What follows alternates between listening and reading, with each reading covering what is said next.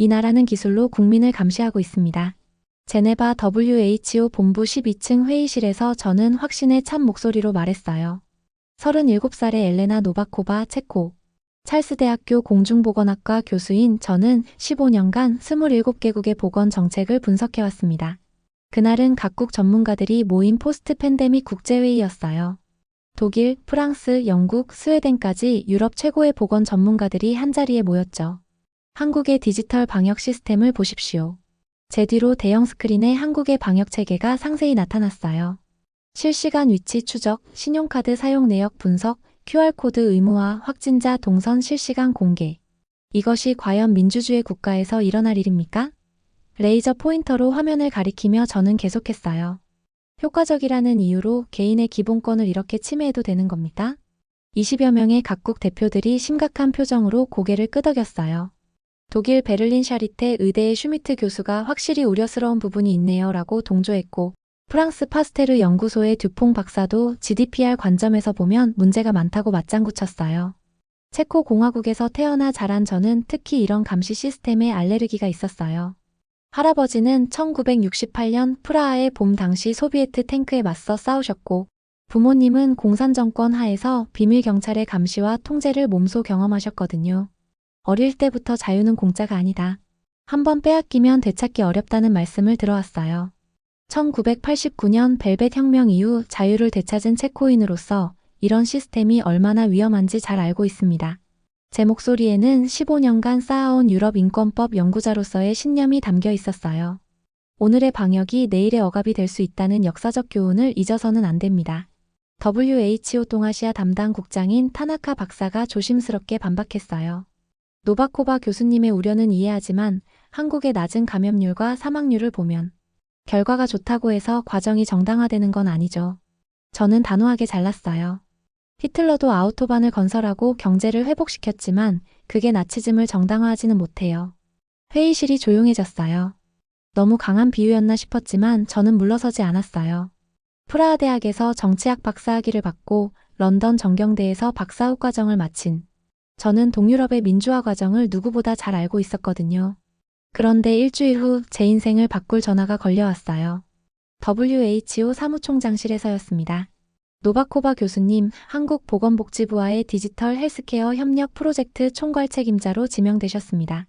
다음 주 월요일 서울로 출발하시면 됩니다. 순간 머리가 하얘졌어요. 제가 그렇게 신랄하게 비판했던 나라에 직접 가서 그들과 협력해야 한다니. 죄송하지만 다른 적임자를 거절하려다 멈췄어요. 이건 제 학술 커리어의 결정적인 기회였거든요.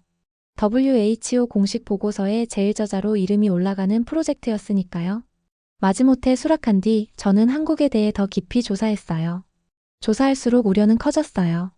K격리 앱, 전자팔찌, 자가격리자 실시간 위치 추적, 확진자 동선 공개, 접촉자 추적까지. 이건 조지 오웰의 1984 그 자체야. 21세기 빅브라더 시스템이야. 프라하 바츠라프 하벨 국제공항에서 인천행 비행기에 오르면서 저는 이미 비판 보고서의 제목을 정해놨어요. 디지털 권위주의의 진화 한국 방역 시스템의 인권학적 분석. 한국의 기술 전체주의를 국제사회에 폭로하겠다는 사명감으로 가득했습니다. 인천공항에 도착한 순간부터 제 예상이 맞았다는 생각이 들었어요.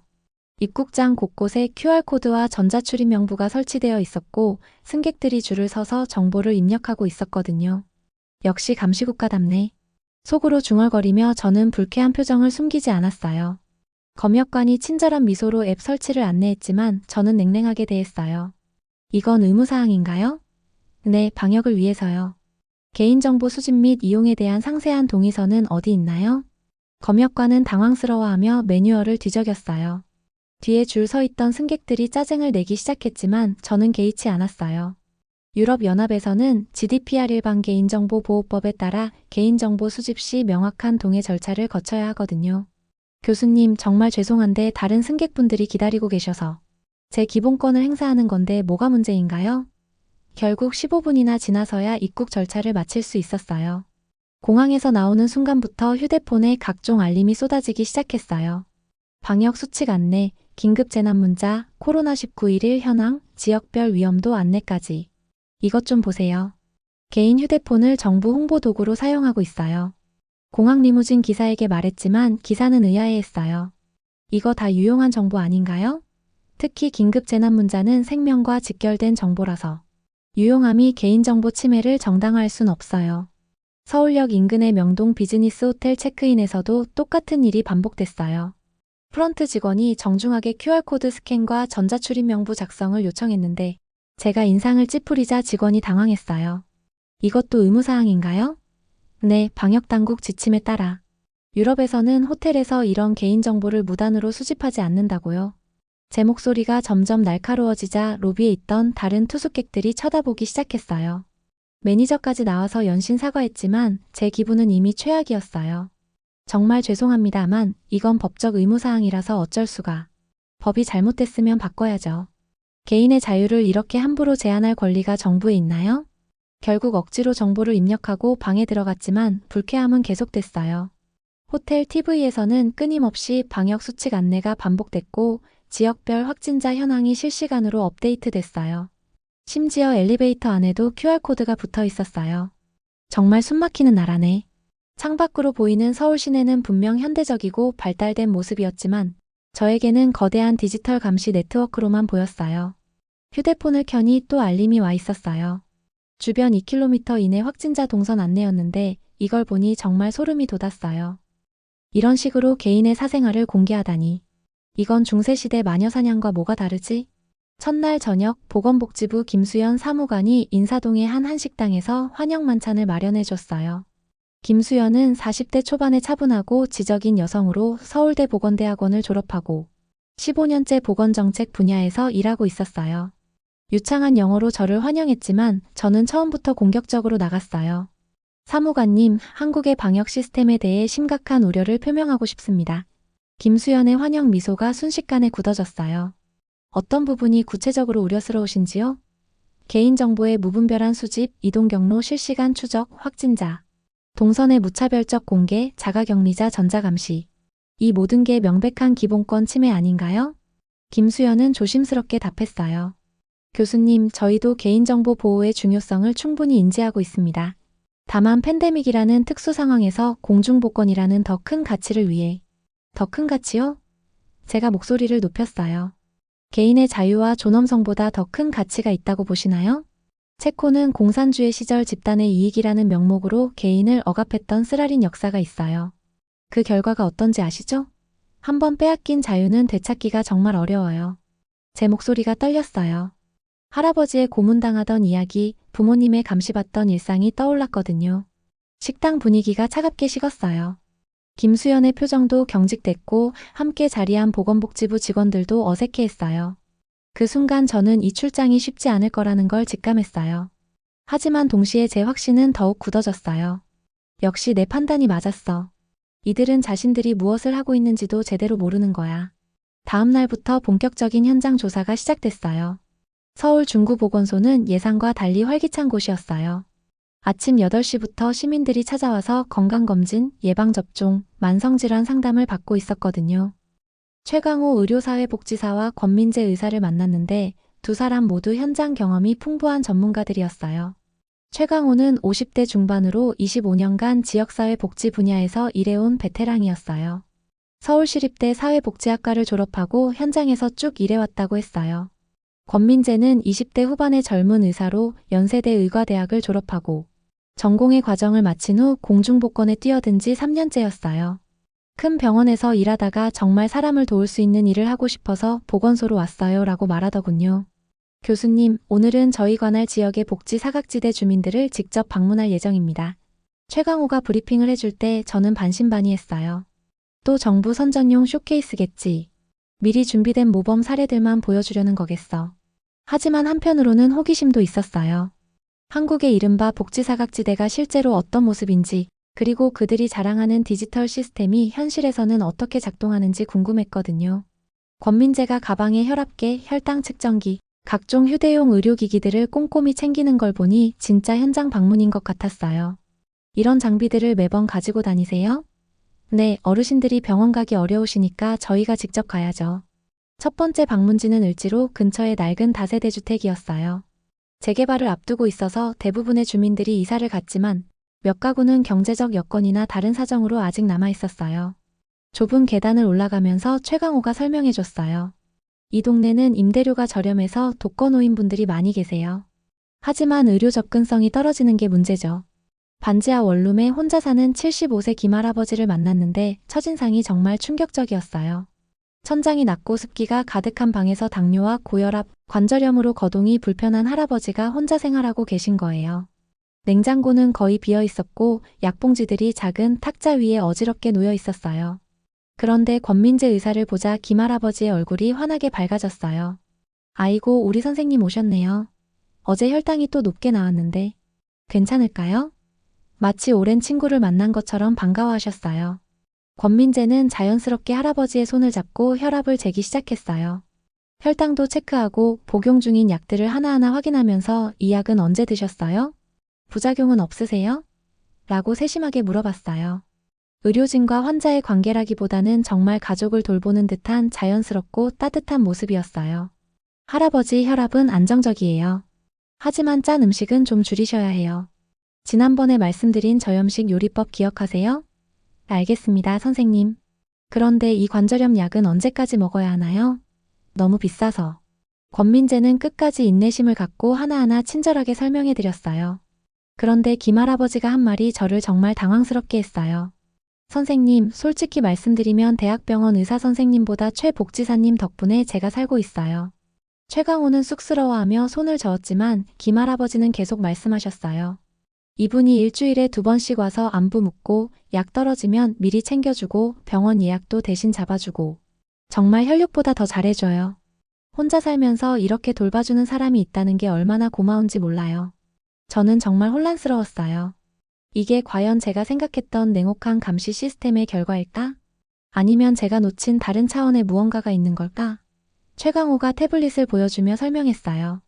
할아버지는 저희 통합돌봄 시스템에 등록되어 있어서 건강 상태부터 복지 서비스 이용 현황, 응급상황 대응 방법까지 모두 체계적으로 관리되고 있어요. 그럼 할아버지의 모든 개인정보가 제가 우려를 표하려는데 김할아버지가 웃으며 말씀하셨어요. 그게 뭐가 문제인가요? 덕분에 혼자 있어도 안전하고 아플 때 즉시 도움받을 수 있는데 오히려 고마운 일이지요. 저는 할 말이 없었어요. 제가 감시라고 생각했던 것이 이분에게는 생명을 지켜주는 안전망이었던 거죠. 의사보다 최 복지사 덕분에 제가 살고 있어요. 최강호는 쑥스러워했지만 할아버지는 계속 말씀하셨어요. 이분이 매주 와서 안부 묻고 약 챙겨주고 가족보다 더 잘해줘요. 저는 혼란스러웠어요. 이게 정말 감시 시스템의 결과일까? 두 번째 방문지에서는 더 큰 충격을 받았어요. 성동구에 있는 다문화 가족지원센터에서 만난 베트남 출신 응우옌 씨 가족이었어요.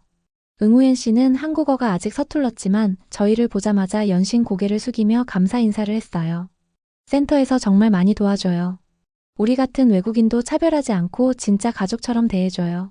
5살 된 딸아이가 선천성 심장병으로 수술을 받았는데 의료비를 전액 지원받았다고 했어요.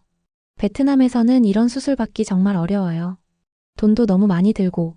한국 와서 딸 생명을 구했어요. 응우엔 씨의 눈에 눈물이 맺혔어요. 옆에서 놀고 있던 딸아이는 한국 아이들과 전혀 다르지 않은 유창한 한국어로 안녕하세요. 라고 인사했어요. 센터 직원이 자세히 설명해줬는데 다문화 가족 지원 시스템도 완전히 디지털화되어 있었어요. 의료, 교육, 취업, 법률 상담, 생활 적응 지원까지 모든 서비스가 하나의 통합 플랫폼에서 관리되고 있어요. 그래서 어떤 가정이 어떤 도움이 필요한지 정확히 파악할 수 있고 중복 지원이나 서비스 누락을 완전히 방지할 수 있거든요. 저는 그제야 뭔가 깨닫기 시작했어요. 제가 감시라고 생각했던 시스템이 사실은 가장 취약하고 소외된 사람들을 보호하고 지원하는 정교한 안전망 역할을 하고 있다는 걸. 그 순간 제 마음속 확고했던 신념에 작은 균열이 생기기 시작했어요. 그날 오후 제 세계관을 완전히 뒤바꿀 사건이 벌어졌어요. 중구보건소 인근 창신동 골목길을 걷고 있는데 갑자기 한 남성이 길바닥에 쓰러진 거예요. 50대로 보이는 남성이었는데 낡고 더러운 옷차림으로 보아 노숙 생활을 하는 것 같았어요. 의식을 완전히 잃고 쓰러져 있었는데 얼굴이 창백하고 호흡이 매우 불규칙했어요. 순간 저는 완전히 얼어붙었어요. 체코였다면 누군가 구급차를 부르고 구급차가 올 때까지 그냥 기다렸을 텐데 혹시 괜히 개입했다가 법적 문제라도 생기면 어쩌지 하는 생각도 들었고요. 하지만 한국에서는 상황이 완전히 달랐어요. 최강호가 즉시 달려가서 환자의 상태를 확인했어요. 의식 잃고 호흡 불규칙해요. 맥박도 약해요. 권민재는 바로 1차 응급처치를 시작했어요. 기도 확보하고 맥박 체크하고 체온 측정까지 체계적이고 신속하게 진행했어요. 평소에 이런 상황을 자주 겪어봤다는 게 느껴질 정도로 숙련된 동작이었어요. 그런데 진짜 놀라운 건 그 다음이었어요. 지나가던 시민들이 하나둘씩 모여들기 시작한 거였어요. 무슨 일이에요? 응급 환자가 계세요? 50대로 보이는 아주머니. 한 분은 급히 집으로 달려가더니 담요를 가져왔어요. 추운 날씨에 이거라도 덮어드려야죠. 근처 편의점 사장은 물과 깨끗한 수건을 들고 나왔고 조금 떨어진 약국에서는 간단한 의료용품들을 가져왔어요. 20대로 보이는 대학생은 망설임 없이 자신의 비싼 겨울 패딩을 벗어서 환자의 머리 밑에 베개로 깔아줬어요. 감기라도 걸리면 안 되시잖아요. 119 신고했어요. 누군가가 큰 소리로 외쳤고 또 다른 시민은 자발적으로 교통정리를 도와주고 있었어요. 한 중년 남성은 자신의 우산을 펼쳐서 환자를 비바람으로부터 보호해줬고 지나가던 할머니는 얼른 괜찮아지셔야 해요 라며 걱정스러운 목소리로 중얼거리셨어요. 아무도 시키지 않았는데 자연스럽게 도움의 손길들이 모여들었어요. 5분도 채 안 돼서 구급차가 도착했어요. 그런데 구급대원들의 대응에서 또 한 번 깜짝 놀랐어요. 환자 신원 확인됐습니다. 김씨, 52세, 당뇨와 알코올성 간경변 병력 있고 올해만 벌써 세 번째 이송이네요. 구급대원이 태블릿으로 뭔가를 확인하더니 병원에 즉시 사전 연락을 했어요. 병원 응급실입니다. 기존 병력 환자 이송 중이니 당뇨성 혼수 가능성 염두에 두고 준비해주세요. 어떻게 신원을 이렇게 빨리 확인할 수 있죠? 제가 놀라서 물어보니 구급대원이 설명해줬어요. 노숙인분들 대부분이 저희 사회보장 시스템에 등록되어 있어요. 얼굴 인식이나 지문으로 신원을 확인하면 과거 병력과 복용 중인 약물까지 즉시 파악할 수 있거든요. 이런 정보가 있어야 응급실에서 어떤 치료를 해야 할지 미리 준비할 수 있고 그래야 생존율이 크게 높아져요. 저는 그 순간 정말 강한 전율을 느꼈어요. 제가 그토록 빅브라더의 감시 시스템이라고 비판하고 공격했던 그 기술이 사실은 사회에서 가장 소외되고 취약한 사람들의 소중한 생명을 구하는 생명선이었던 거예요. 구급차가 환자를 싣고 떠난 후에도 모였던 시민들은 쉽게 흩어지지 않았어요. 잘 되셨으면 좋겠네요. 이런 추운 날씨에 혼자 계시기 얼마나 힘드셨을까요? 우리가 조금 더 관심 가져야 하는데. 진심 어린 걱정과 안타까움의 목소리들이 계속 들렸어요. 그 누구도 귀찮다거나 시간 낭비라는 말을 하지 않았어요. 그날 저녁 김수연 사무관과 단둘이 조용한 식사 자리를 가졌어요. 인사동의 한 전통 찻집이었는데 분위기는 첫날보다 훨씬 편안했지만 여전히 약간의 어색함이 있었어요. 김수연이 따뜻한 한국 전통차를 따라주며 먼저 말을 꺼냈어요. 교수님, 오늘 현장 방문은 어떠셨어요? 저는 한참을 망설이다가 솔직하게 털어놨어요.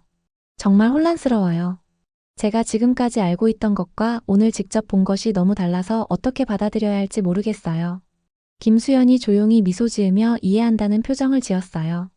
교수님이 처음에 저희 시스템을 그렇게 신랄하게 비판하셨을 때 사실 정말 많이 상처받았어요. 하지만 충분히 이해해요.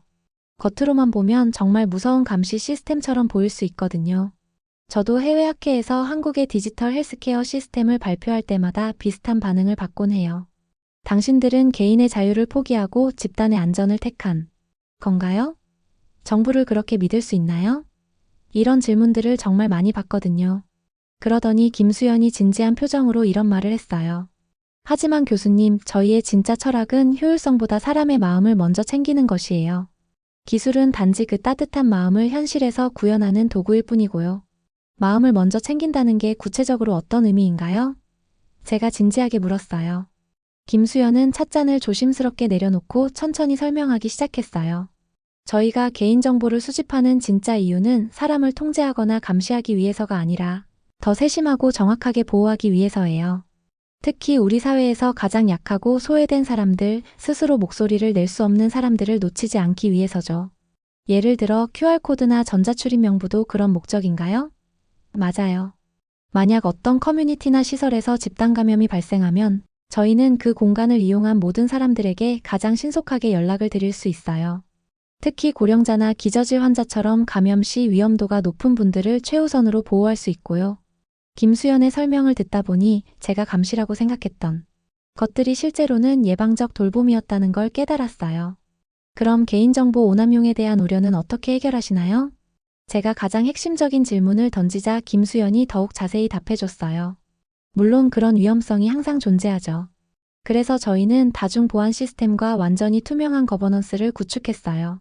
모든 데이터 접근은 실시간으로 로그가 남고 시민사회와 함께하는 독립적인 감시위원회가 정기적으로 감사하고 있어요. 하지만 무엇보다 중요한 건 이 시스템을 실제로 운영하는 사람들의 마음가짐이에요. 김수연이 계속 말했어요. 저희 부서에서는 매주 월요일 아침마다 윤리 교육을 의무적으로 받아요. 오늘 우리가 화면에서 보는 이 데이터 뒤에는 실제 살아있는 사람이 있다. 그 사람의 존엄성과 안전을 지키기 위해 일한다는 걸 항상 상기시키죠. 단순한 숫자나 통계, 그래프가 아니라 누군가의 소중한 아버지이고 어머니이고 자녀라는 걸 절대 잊지 않으려고 해요. 그래서 저희는 데이터 뒤에 사람을 보자는 슬로건을 가지고 있어요. 김수연의 말에서 진심과 진정성이 느껴졌어요. 이건 그냥 업무상 하는 말이 아니라 정말 가슴 깊이 믿고 있는 신념이었어요. 그럼 왜 처음부터 이런 철학과 가치관을 자세히 설명해주지 않으셨나요? 제가 궁금해하자 김수연이 조금 쓴웃음을 지었어요. 솔직히 말씀드리면 아무리 열심히 설명해도 쉽게 믿어주시지 않을 것 같았어요. 특히 교수님같이 뛰어나고 경험 많은 학자시라면 더욱 그렇고요. 말보다는 직접 현장에서 경험하시고 체감하시는 게 훨씬 설득력 있고 진정성 있을 거라고 생각했거든요. 그 순간 저는 정말 깊이 부끄러워졌어요. 제가 얼마나 오만하고 독선적이었는지, 얼마나 편협한 선입견에 사로잡혀 있었는지 뼈저리게 깨달았거든요. 제가 너무 성급하게 판단했네요. 정말 미안해요. 전혀 그렇지 않아요. 오히려 교수님의 날카로운 비판과 우려 덕분에 저희도 정말 많은 걸 돌아보고 반성할 수 있었어요. 외부의 냉정하고 객관적인 시각이 저희에게는 꼭 필요한 거거든요. 셋째 날부터는 완전히 새로운 마음으로 현장을 봤어요. 강남구 보건소의 스마트 시니어 케어는 혁신적이었어요. 독거노인 가정의 IoT 센서가 움직임과 생활 패턴만 모니터링해서 이상 징후 시 자동으로 복지사에게 알림이 가는 시스템이었어요. 82세 박할머니를 만났는데 작년에 집에서 쓰러졌을 때 센서가 감지해서 즉시 119 신고가 들어갔다고 해요. 30분만 늦었어도 큰일 날 뻔했어요. 혼자 살면서 이런 게 있다는 게 얼마나 든든한지 몰라요. 다문화 가족 지원센터에서는 더 놀라웠어요. 필리핀 출신 마리아 씨는 센터에서 한국어 교육부터 요리 자격증까지 도와줬어요. 지금은 한식당에서 일하고 있고 아이도 잘 적응했어요 라고 말했어요. 모든 서비스가 디지털로 통합 관리되어 개별 맞춤 지원이 가능했어요. 각 가정의 상황에 맞춰 계획을 세워요. 이게 가능한 이유가 통합 시스템 덕분이에요. 저는 깨달았어요. 제가 통제라고 생각했던 시스템이 사실은 포용의 시스템이었다는 걸. 마지막 날 보고서를 쓰면서 제 생각이 완전히 바뀌어 있었어요. 처음 쓴 비판적 초안을 보니 부끄러웠어요. 새 보고서에는 이렇게 썼어요. 한국의 디지털 헬스케어 시스템은 기술 중심의 통제가 아닌 철저히 인간 중심의 보호 체계다. 이들은 개인정보를 수집하되 오직 개인의 안전과 사회적 포용을 위해 사용한다. 더 중요한 것은 이 모든 시스템 뒤에 따뜻한 마음을 가진 사람들이 있다는 점이다. 그날 저녁 김수연, 최강호, 권민재와 마지막 식사를 했어요. 저는 진심으로 사과했어요. 처음에 한국을 완전히 오해했어요. 정말 죄송해요. 김수연이 웃으며 말했어요. 괜찮아요. 오히려 저희도 많이 배웠어요. 권민재가 말했어요. 교수님, 체코에서도 이런 시스템 만들어 보세요. 많은 사람들이 도움받을 거예요. 저는 진심으로 답했어요. 그렇게 할게요. 한국에서 배운 걸 꼭 전하고 싶어요. 특히 여러분의 마음가짐을 함께 가져가야겠어요. 프라하로 돌아간 후 저는 즉시 행동에 옮겼어요. 체코 보건부에 한국 모델 도입을 제안하는 상세한 보고서를 제출했어요. 대학에서도 특별 강의를 열었어요. 한국에서 배운 디지털 휴머니즘이라는 제목으로요. 한 달 후 언론 인터뷰에서 당당하게 말했어요. 저는 한국에서 배웠습니다. 기술과 인간이 어떻게 조화를 이룰 수 있는지, 효율과 따뜻함이 어떻게 공존할 수 있는지를요. 6개월 후 놀라운 일이 일어났어요. 체코 정부가 한국형 디지털 헬스케어 시범 사업을 승인한 거예요. 예산 300만 유로, 기간 3년의 프로젝트였고 저는 책임자로 지명됐어요. 1년 만에 서울을 다시 방문했을 때 모든 게 달랐어요. QR코드를 찍는 것도 이제는 안심이 됐어요. 아, 이렇게 보호받고 있구나 하는 느낌이었거든요. 김수연을 다시 만났을 때 그가 말했어요. 교수님 정말 많이 변하셨네요. 저는 웃으며 답했어요. 한국이 저를 변화시켰어요. 더 정확히는 한국 사람들의 따뜻한 마음이요. 3년 후 체코 프로젝트가 성공하면서 유럽 각국에서 벤치마킹 요청이 쇄도했어요. 저는 유럽 디지털 휴머니즘 네트워크를 만들어 각국과 경험을 공유하기 시작했어요. 한국에서 시작된 작은 씨앗이 유럽 전체로 퍼져나가고 있었어요. 지금 저는 전 세계를 오가며 한국에서 배운 기술과 인간의 조화를 전파하고 있어요. 최근에는 아프리카와 남미에서도 도입 요청이 들어오고 있어요. 3년 전 저는 한국을 불신의 나라라고 생각했어요. 하지만 이제 알아요. 가장 냉정한 나라일 거라 믿었던 그곳에서 저는 가장 따뜻한 손을 잡았다는 걸. 기술은 차가울 수 있지만 그 기술을 다루는 사람의 마음이 따뜻하면 모든 게 달라진다는 걸 배웠어요. 이 이야기가 여러분에게도 작은 깨달음이 되길 바라며 편견을 넘어선 이해와 소통의 중요성을 함께 나누고 싶습니다. 앞으로도 이런 의미 있는 이야기들로 찾아뵙겠습니다. 구독과 좋아요로 응원해주시면 더욱 깊이 있는 콘텐츠를 전해드릴게요.